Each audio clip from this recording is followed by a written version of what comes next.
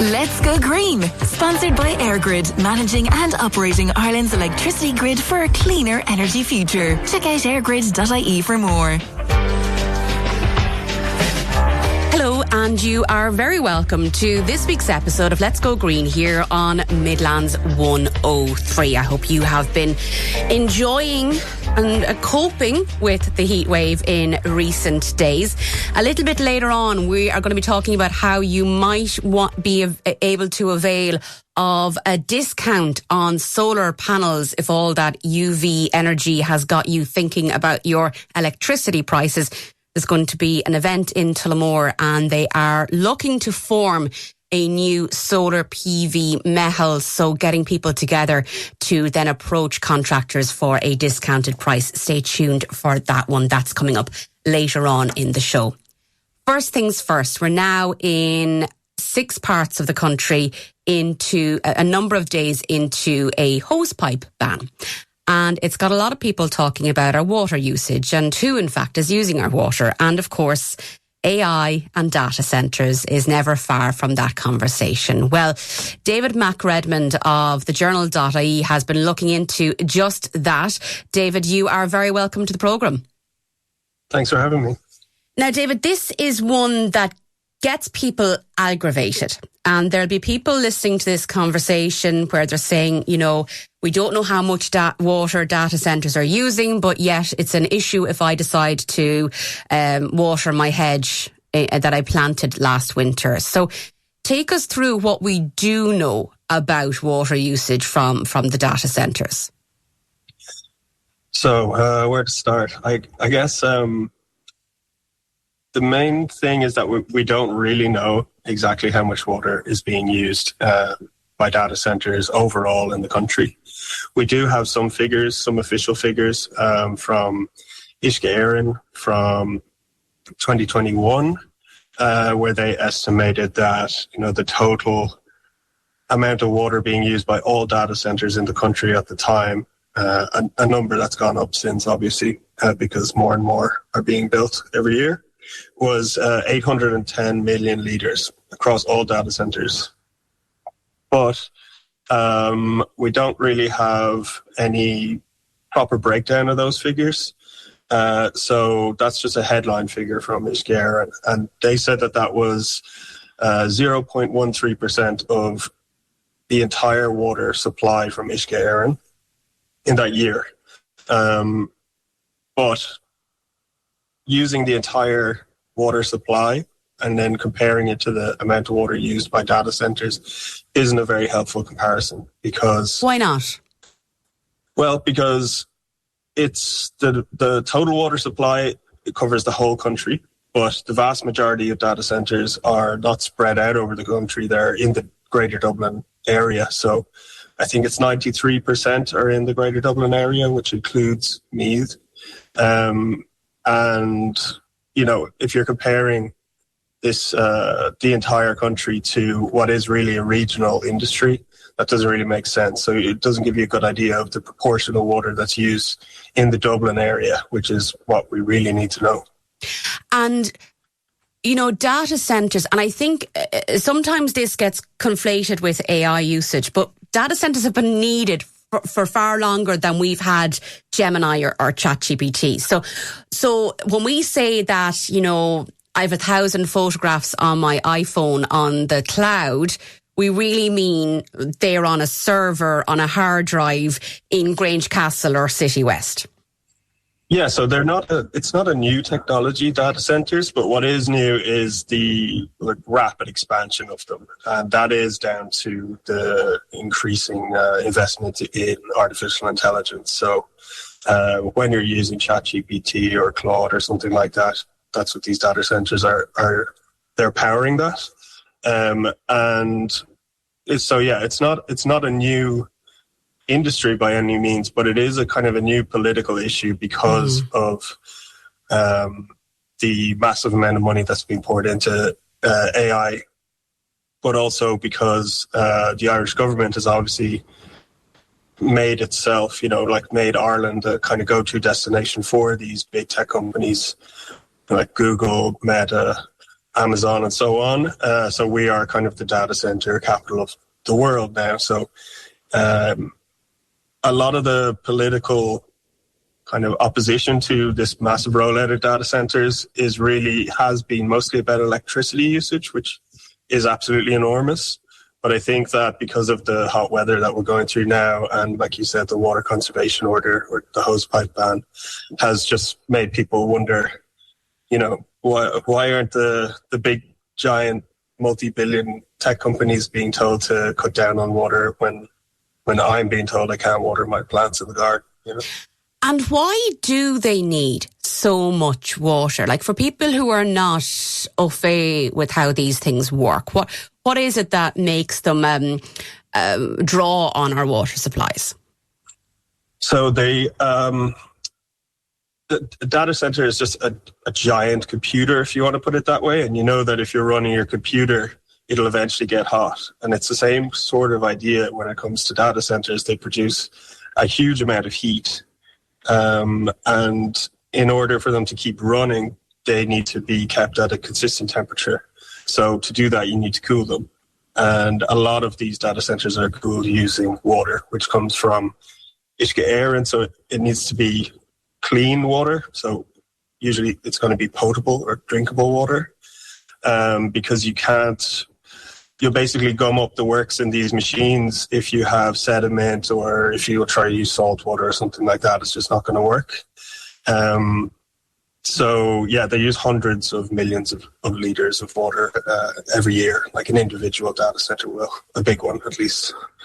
And I think also why people are concerned about the amount of water that they're using is not just the fact that they're using a lot, it's the fact that we don't know exactly how much they're using, because that Uisce Éireann estimate from 2021, which was again 810 million litres for all data centres, that completely conflicts with what Meta reported by itself in its own annual sustainability assessment for all its data centres. So it specifically mentioned the one in Clonee. And that one, according to Meta, used 928 million litres of water in the same year that Uisce Éireann said the entire industry used 810 million litres. So there's something up there, the numbers aren't adding up, and you've seen it come up in the Dáil this week. Jennifer Whitmore of the Social Democrats was asking the Taoiseach if we could have the figures. And I don't think she was very happy with his response, because he kind of said, well, what are you asking? Do you want us to shut them off? Which is obviously not what she was asking. It's a bit of a flippant response, really, isn't it? I think that's fair to say, yeah.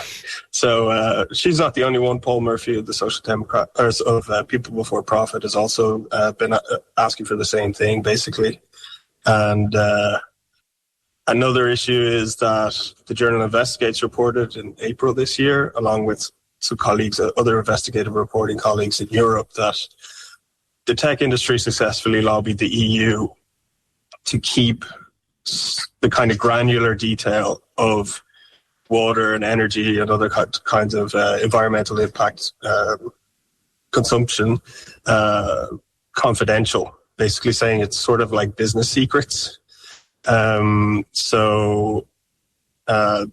That's an issue for trying to get to the bottom of how much water these things actually use. But then on top of that, the Irish government hasn't even fulfilled its obligations under those new EU laws. It's not actually on the books yet in the Irish statute book, and it'll be interesting to see when they actually do provide those figures to the European Commission. But even when they do, it'll just be headline figures, so it won't have the kind of granular detail that we would like. We've been hearing for many, many years of plans to take water from the River Shannon, of the fact that our infrastructure is so old and there's so many leaks in the system, particularly in the greater Dublin area. So, I'm curious as to your thoughts on why up until now, and as you say, that EU legislation is not on the book, so that's not really it can't be blamed for difficulty in getting the figures. Is there any idea as to why it's been so difficult to get those figures through? Is there an accuracy concern because we do actually have a significant leakage issue in the network, or is it just an unwillingness? It's hard to get in the government's head on that one, but I think it's safe to say that they're very, very invested in this industry, and I mean, bad press for something that you're going to put a lot of resources and a lot of political capital into as well. Like, I mean, on the human side, there might be an argument that they're dragging their feet. There was also, with that European Union regulations or legislation, there were some concerns that it might not actually be legal. So that could also be impacting the government's thinking when they haven't actually transposed it into Irish law yet. But you're right, we do lose a lot of water through leaks, which is also another reason why comparing the overall water supply from Uisce Éireann to the amount of water consumed by data centres doesn't really work. So if you could take away the massive leakage, which is, I think, 38%. So 38% of the water doesn't get to the tap, basically.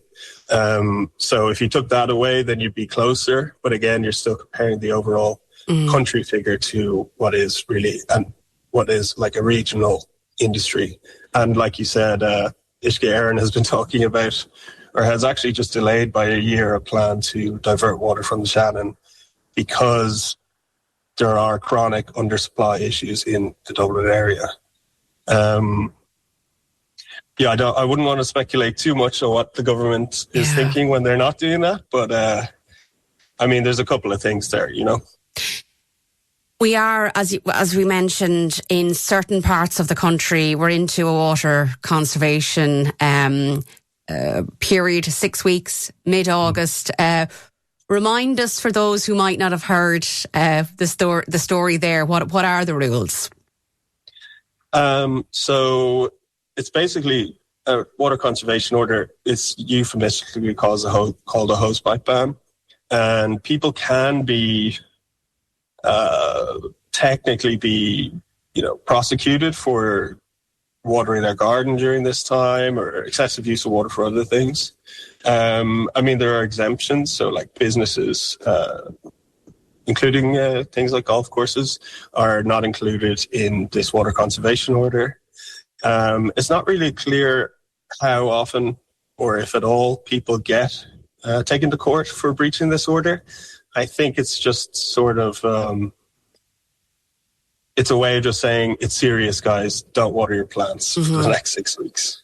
Yeah, and look, there's been an awful lot of attention on data centres since this order was brought into place. And when you do look at golf courses, and I don't know how much water golf courses use, but I know that they do need to use quite a bit over the course of the year. And we do have quite a lot of golf courses in the country that maybe perhaps some sensible heads need to rein it in there a little bit as well. And of course, if you're in one of these areas at the moment, it's the greater Dublin area, and that does extend out into the commuter counties. You can, if you want, report your neighbours, 1800 278 278. You are absolutely not being encouraged to go and tackle your neighbours in person. That could lead to, there's nothing worse than bad relations between neighbours, and we don't want to be causing that. But David MacRedmond of TheJournal.ie, thank you very much for joining us here on Let's Go Green. My pleasure, no problem. We'll be back after the break. Let's Go Green, sponsored by EirGrid, managing and operating Ireland's electricity grid for a cleaner energy future. Check out airgrid.ie for more. You're listening to Let's Go Green here on Midlands 103. Now, later this week, there is going to be a meeting about a new Meitheal starting up in Tullamore. And with the UV rays being particularly high in recent days and week, I'm sure many of you would have been looking at your roofs and thinking maybe I could put a few solar panels up there. Well, John McNally is the Climate Action Coordinator with Offaly County Council, and he's here to talk to us about Team Tullamore's new solar PV Meitheal for Tullamore. John, you are very welcome to the programme. Hi, Ashley. Great to be on with you again. Now, first things first, John, what is a solar PV Meitheal? Because the word Meitheal, it's the old Irish word for working together to achieve a particular action, neighbour helping neighbour. But in a solar context, what does that mean? Yeah, that's right, Aisling.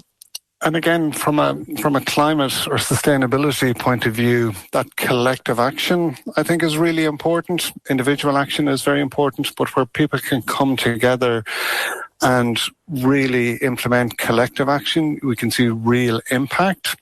So the Team Tullamore, the climate intervention group belonging to Team Tullamore, we're looking to see could we come up with some ideas on how we could really implement some tangible benefits for the people of Tullamore primarily. And we did a little bit of research, and we've seen other successful solar PV Meitheals around the country and indeed around Offaly.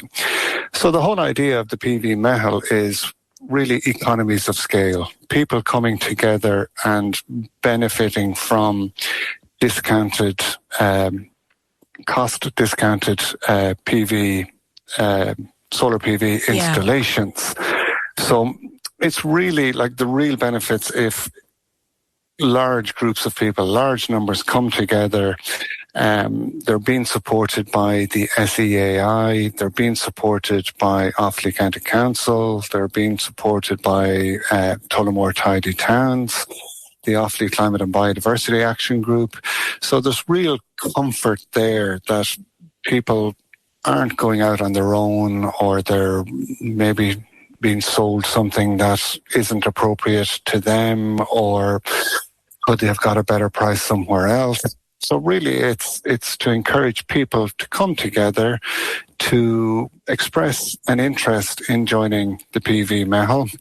That you might have been on the fence previously to this, thinking, yeah, it's a good idea, but should I go now or should I wait, or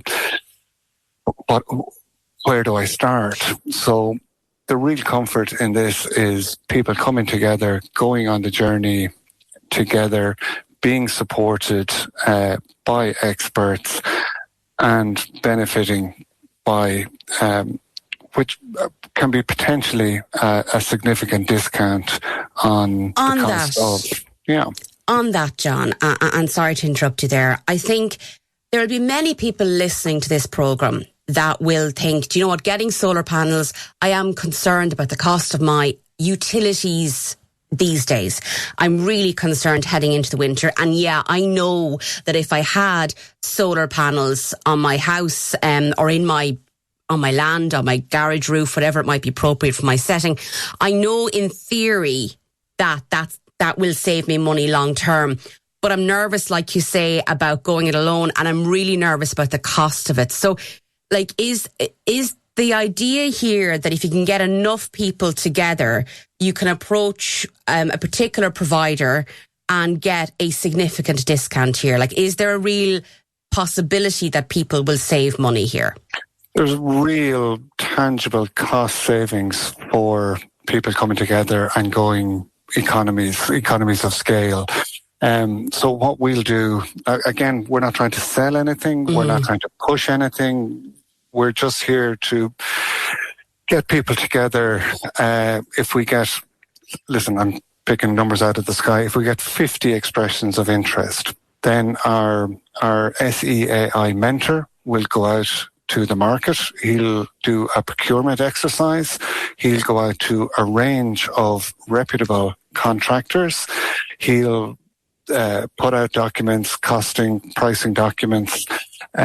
Those contractors then will know that, okay, there's 50 people interested in this. So they're going to price that very, very competitively. That if they've got 50 installs in a relatively small geographical area like Tullamore or the immediate surrounds, that there's cost savings for the installer, and those cost savings are being passed on to the homeowner. So what we've seen, and again, it's all dependent. I'm not promising anything, or we can't promise anything until we know the numbers. But we'd be confident if we get good numbers, we could realistically see savings for homeowners between €1,000 to €2,000 on a PV array. And say, hypothetically, I go along to the meeting this week. I think, do you know what? I'd like to at least explore this, but I don't know if I'm going to be able to afford it at the end of the day. If by putting my hand up on the night and expressing interest, am I committing to spending any money at that point? Absolutely not. No. Like the first stage is to get people in the room, to hear how it works, to hear the benefits, to ask questions. There'll be SEAI experts there to answer questions. We have a local person who has PV panels in for the last number of years. He's just going to talk about his experience, real world experience, and how he finds them. So no, if we get hands up, an expression of interest on Wednesday night, the SEAI will go, they'll procure a contractor with those numbers. At that point, we'll hold a second public meeting then with the preferred contractor will come to that meeting. They can talk to everybody that if people thought, do you know what, no, that's not for me, I'm going to step out, or more people can come along and join the Meitheal at that point if needs be. But no, we'll just get the contractor and the homeowners in the one room, like having done the procurement, having reviewed all the documents, having reviewed the timelines, all of that stuff. And then it's up to the homeowner and the installer to move forward if the homeowner so wishes. And this idea, we have spoken about it here in the programme before, but has it been successful in other parts of the country? Has this been done before? It has. It's been done all over the country, and it's been done in Offaly as well. The Clara SEC, the Sustainable Energy Community, have a very successful solar Meitheal out there. There's another example down around Five Valley. I think there's a successful iteration down in Birr as well. So again, we've seen the Team Tullamore people, and again, we're kind of driving this in Tullamore initially, as Tullamore is our decarbonising zone. So we're kind of using this as a test bed. But if it's successful in Tullamore, we'd be more than happy to roll this out further and further across the county. And again, maybe in 12 months' time, we'd revisit it again in Tullamore, that if more and more people see the benefit and hear from their neighbours and hear from their friends that they've got a really good discount, the PV is working, it's saving them money on their ESB bills, we'd be more than happy to roll this out again year on year. And you've mentioned the SEAI. So, and listeners to this show, we've spoken to the SEAI. We've had Lawrence O'Reilly on a number of occasions talking about the different supports that they offer. If I were to go through the Meitheal, can I still avail of SEAI grants?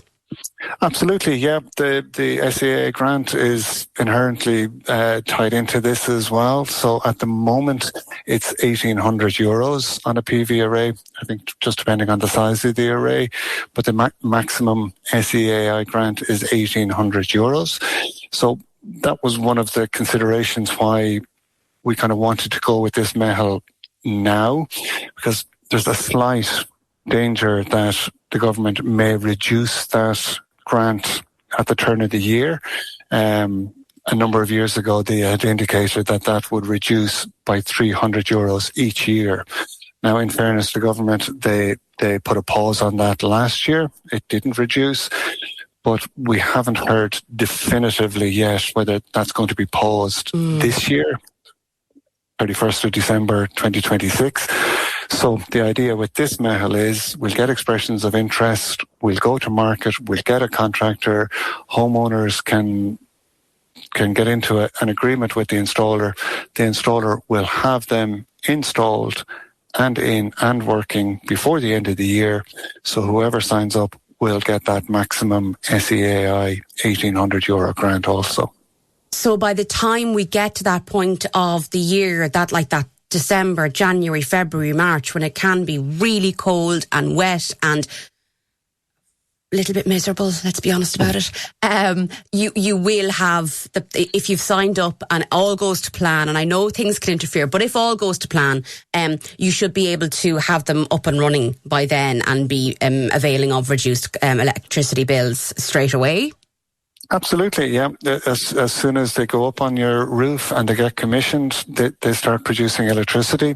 Now, I suppose the one drawback at that time of year, December, January, February, you've got less daylight hours. So you could be looking at your app on your phone saying, I'm not getting much from my PV panels.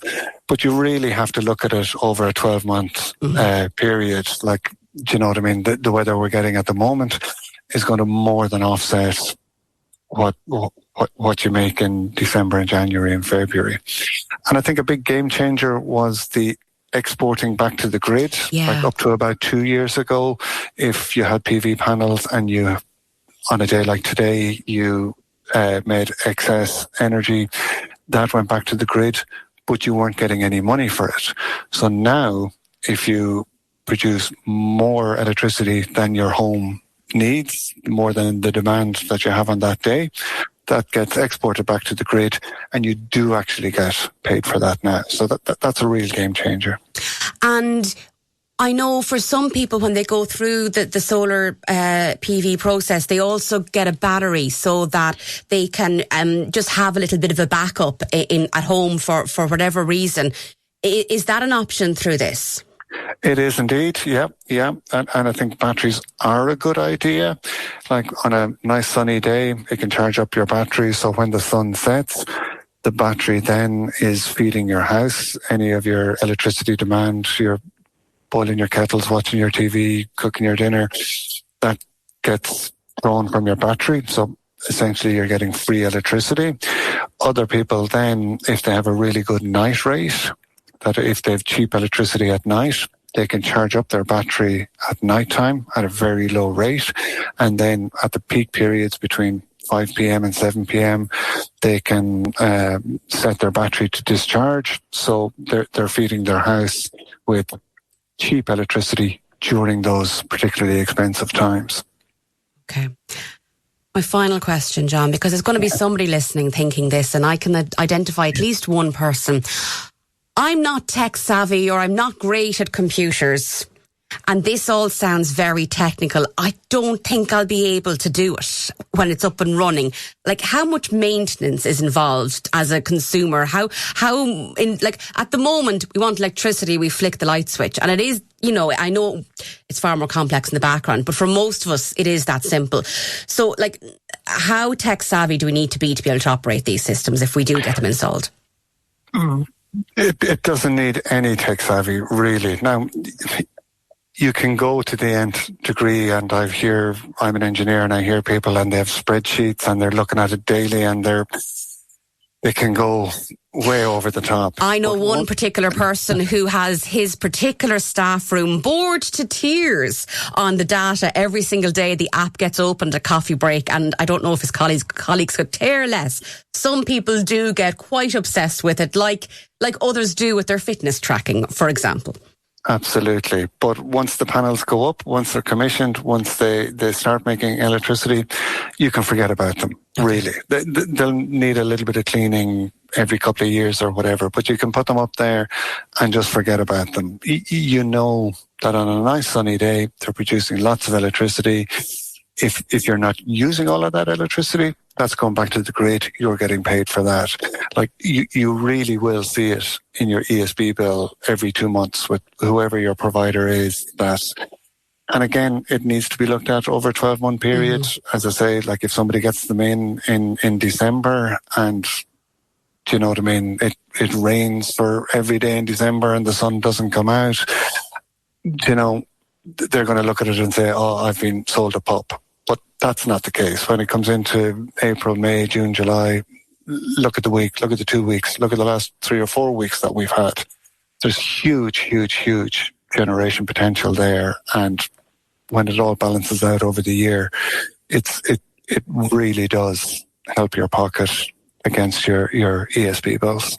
And look, we all know how expensive they've gotten in recent years. So anything that can reduce those costs for us. So John, that meeting is taking place in Tullamore this coming Wednesday evening.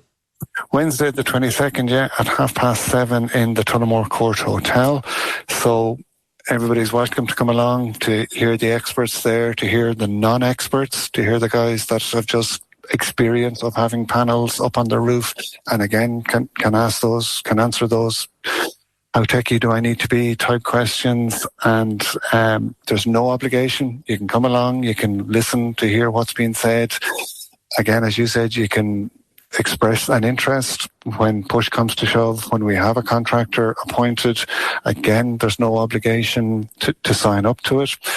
And the SEAI are kind of at pains to say as well, they really encourage people to shop around, to talk to other providers that, do you know what I mean? We're not trying to sell anything, really. So if you come along and you don't like what you hear, there's no obligation. Or if you think, I could do better than that, absolutely. Everybody's more than welcome and encouraged to shop around. But if they think this is a good idea, that those economies of scale with people coming together to drive prices down, to get a discount, basically, we're happy to work with people.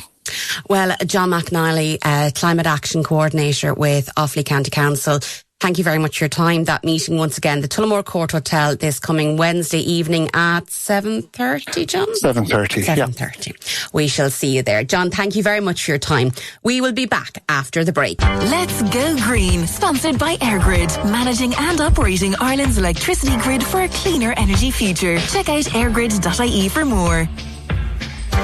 You're listening to Let's Go Green here on Midlands 103, and we are now joined by Pat Hunt, who is the incoming president of the Irish Fire Engineers Institute. Pat, you're very welcome back to Let's Go Green. Thanks, Ashley. Now, Pat, we are living with climate change. We have been feeling the effects, these soaring temperatures and very, very dry land in recent days and weeks. And as there is in one part of the country, on the eastern side of the country, we're being asked to conserve water. We're also being reminded of, how flammable things are. And the government, in its wisdom, is encouraging retailers not to sell disposable barbecues anymore. How dangerous are barbecues when it comes to fires overall? Before we get into the nitty gritty, because many people enjoy them. I have to be honest, I don't even own a barbecue, but I enjoy being handed barbecued food. So talk to me about the dangers that they pose. It's a very big question, so I'll try and answer it as best I can. Look, barbecues, like any source of fire, any cooking utensil, if you would have a certain amount of, I won't say cop on, but you have a certain amount of respect for cooking at home when you're using gas or electricity or whatever. And people disconnect when they bring the barbecue outside because it's outside. People think, it's safe. What could possibly go wrong? And the thing about it is, depending on whether you're using charcoal, whether you're using gas, or whatever fuel you're using, there is an inherent risk because it is a source of flame. It cooks, as you know yourself, to extremely high temperatures. And there's always the risk of, if they're not sited properly, for example, this week we saw the fire in the Killarney National Park being caused by a portable barbecue. Again, barbecues get up to over 200 degrees in temperature. And if they're left, as it was in this case, left on dry, flammable material, you can expect it to take off and cause a fire of national importance. But similarly as well, if you had your barbecue outside the back, for example, a gas-fired or standard charcoal, whatever, there's a rule of thumb that you basically site the barbecue away from anything flammable. In other words, if you have a canopy, if you have a kind of sun parasol or whatever, keep it a minimum of 3 meters away from the barbecue. Make sure there's nothing overhanging. And by overhanging, as I said, awnings, canopies, and trees. Overhanging bushes. You don't site your barbecue under a bush. You basically put it out in the open air where, if anything, God forbid, does happen, that you don't make a bad problem worse by the fire actually spreading onto your own property or indeed onto your neighbour's property. So again, I think it's a case that there was a call to ban the portable barbecues. That's a fair decision by government to do so. But I think it's a case of people just need to calm down, don't let the sun melt the brain. Just calm down and just say, right, we're cooking outdoors rather than indoors. The safety that we apply to when we're cooking indoors, we're just transferring that outdoors. And what, as you know yourself, Aisling, what doesn't help is when you throw a couple of beers or a couple of gin and tonics or a couple of other drinkables into the equation. The kind of common sense factor diminishes with the amount of alcohol taken. Now, it's also worth noting that a lot, like in many households, when the barbecue's out, there may also be young kids out. So it's not just maybe the adults consuming alcohol that's a danger, but children, they like to run around and they enjoy being out and about in the fresh air, and they could very easily run into a barbecue, trip over a disposable barbecue. There are inherent risks with it. Oh yes, they are, and the burns you can get from barbecues, like any hot surface. If you, for example, touch a hot plate in the kitchen, you're going to receive a particularly bad burn. Similarly, as well, if you run against or knock off a barbecue, but irrespective of what age you are, the damage is going to be quite severe. And the third thing, of course, is the risk of putting hot food or hot oils down on yourself as well. Remember, oils heat to, like if you're, for example, turning on your deep fat fryer, you have oil heating to anything between 180 to 200 degrees centigrade. So that's twice as hot as boiling water. So you can imagine the damage that will do when it comes into contact with skin. And bearing in mind the weather we're having, there's a lot of skin on display. So you don't have anything to protect you. And as a result, the injuries can be far more severe. I think people as well will have been surprised in recent days with, say, the gorse fires or wildfires. I know we had some up in, there was some in Milltown Pass. We had the awful situations down in Killarney National Forest. For a country that gets so much rain, it dries out very quickly, doesn't it? It is, but it's a case actually, yes, that while we have had a significantly cold, wet spring and a particularly dismal winter, the ambient air here is very, very warm and it's very, very dry. There's no humidity, so we're getting the maximum amount of evaporation, and as a result, everything is drying out quickly. You can only, for example, last Thursday week, we had the fire on the M6, which resulted in the half of the lane being closed and restricted vision. It's not the fact that things are dry. We all know that. It's the fact is all these things are dry. We just need people to step up and be wary of what they're doing. No flicking of matches or cigarette butts out the window, for example, as they're driving along. Simple measures, because let's face it, a fire can grow rapidly. We saw that from the fire on the M6 there last week. It can not alone develop rapidly, but it has major implications for people in the area and indeed people travelling through as well. So it's just a case of people just need to be cautious. I appreciate that this dry spell, like all dry spells, will come to an end, but we've another week of it to go. It'll be next Thursday or Friday before Met Éireann have predicted any rain. So we really need to kind of sit down and be cautious, try and minimise the risk of fire, and indeed just be generally careful and more cautious than usual, because let's face it, if you've ever been out fighting a bog fire or a forest fire, it is, in this kind of heat, absolutely hellish, because you have the combination of the heat, you have the combination of the smoke, you have limited visibility, And it is incredibly, incredibly difficult. And any bit of wind can then just spread it further. What then, Pat, should we do if we see something? So if we, say for instance, we're out and about, maybe we're driving on the motorway and we see smoke. We might not see flames, but we see smoke and we think, God, that doesn't look right. I don't see any fire officers around. When is it time to call 999? I think it's always a good time to call 999. It's far better to get it early, because if you see it and you don't report it and it develops into a much larger fire, it becomes more difficult to deal with. The earlier you can intervene and deal with the fire, the better.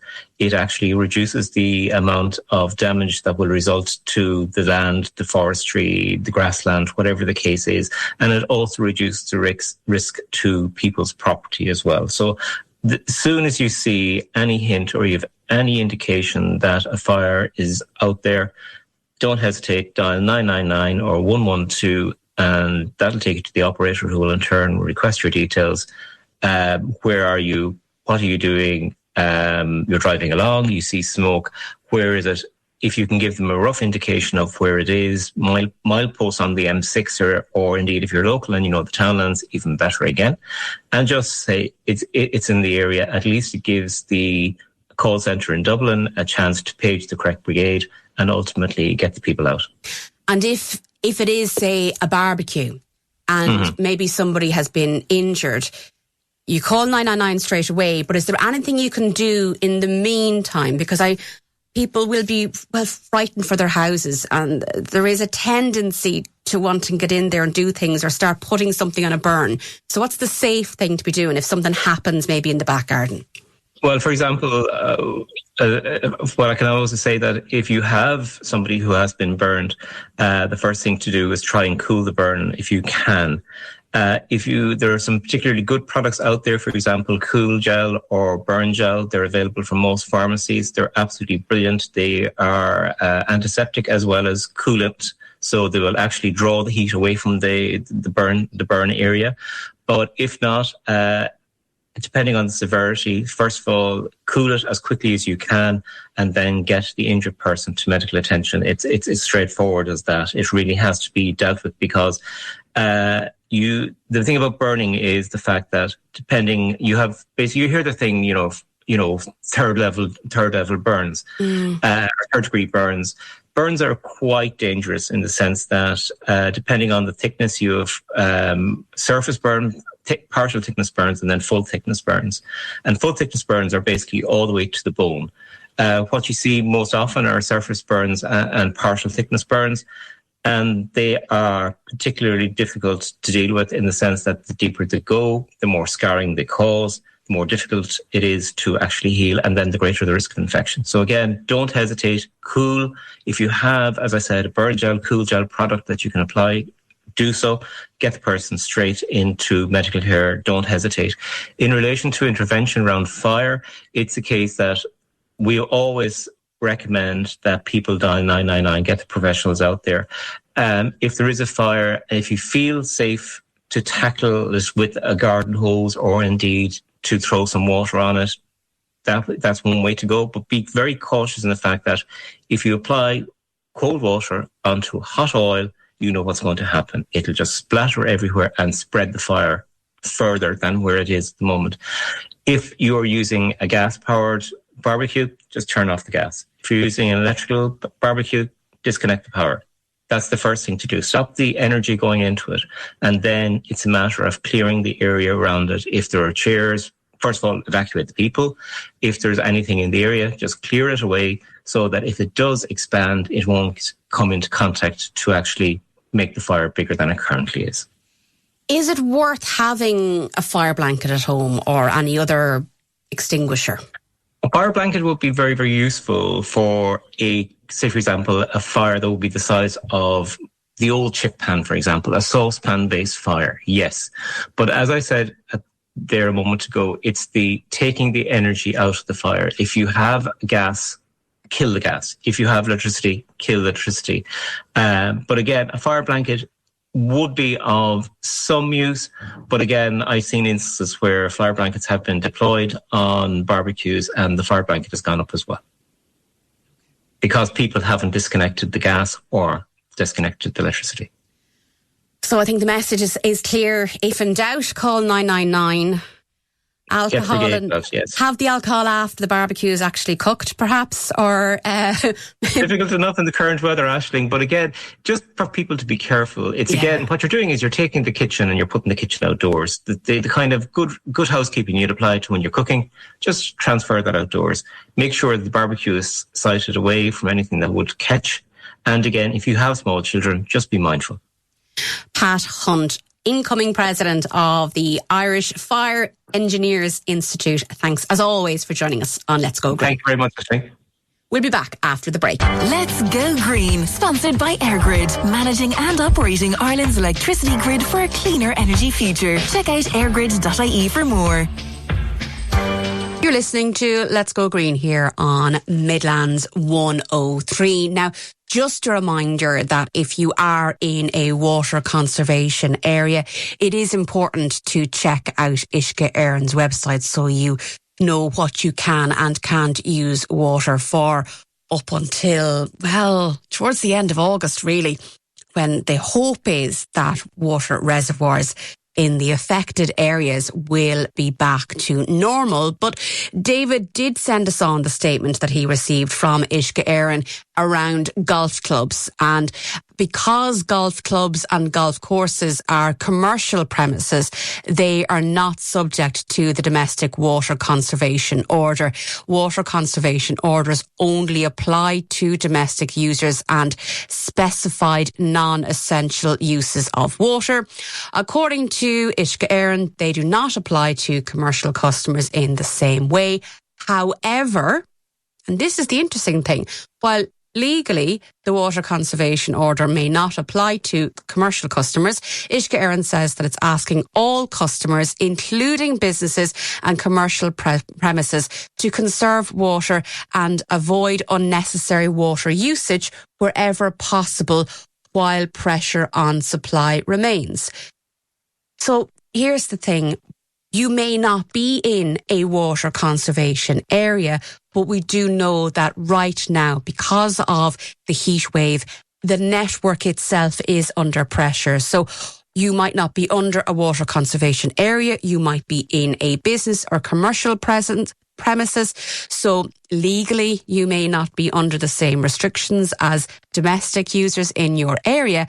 However, we are all being asked to be more mindful about how we use water and, of course, as always, to check for any leaks, to get those leaks resolved. And if you are a domestic customer, check for leaks and check and see if you're eligible for the Uisce Éireann Fix-It scheme so they can help you tackle those leaks, because at the end of the day, there's no point wasting it. It's a finite resource. As always, here on Let's Go Green, we do want to tackle issues that are of importance to you around the environment. So if there is something that you would like us to speak on in the upcoming episodes of the show, please do get in contact with me. I put the show together myself each and every week, and I'm more than thrilled to get suggestions from you, the listener. So you can email me on hello@thecommunicationscoach.ie. I'm on all my social media platforms are under thecommunicationscoach.ie. You can direct message me on LinkedIn if that's where you live. Otherwise, you can get in contact with Midlands 103 to midlands103.com. And of course, if you missed today's episode or any other episode, you can catch us back on Midlands 103, Apple, Spotify, wherever you get your podcasts. Just search for Let's Go Green with Aisling O'Rourke. Finally, before I go, a reminder that if you're interested in learning more about a solar meitheal and what that actually means and what it involves, or if you're in the Tullamore area and you want to go along to this new set a meitheal meeting, the event is taking place this coming Wednesday evening at 7:30 in the Tullamore Court Hotel. I'm going to pop along myself because I'm quite interested in seeing if we might be able to, my own family, get involved. So if you're there, come and say hello. For now, though, our time is at a close for this week's episode of Let's Go Green. Have a great week. Stay safe. Be careful with what you're doing with your water. and I'll be back same time next week with another episode of Let's Go Green here on Midlands 103. Let's Go Green, sponsored by EirGrid, managing and operating Ireland's electricity grid for a cleaner energy future. Check out airgrid.ie for more.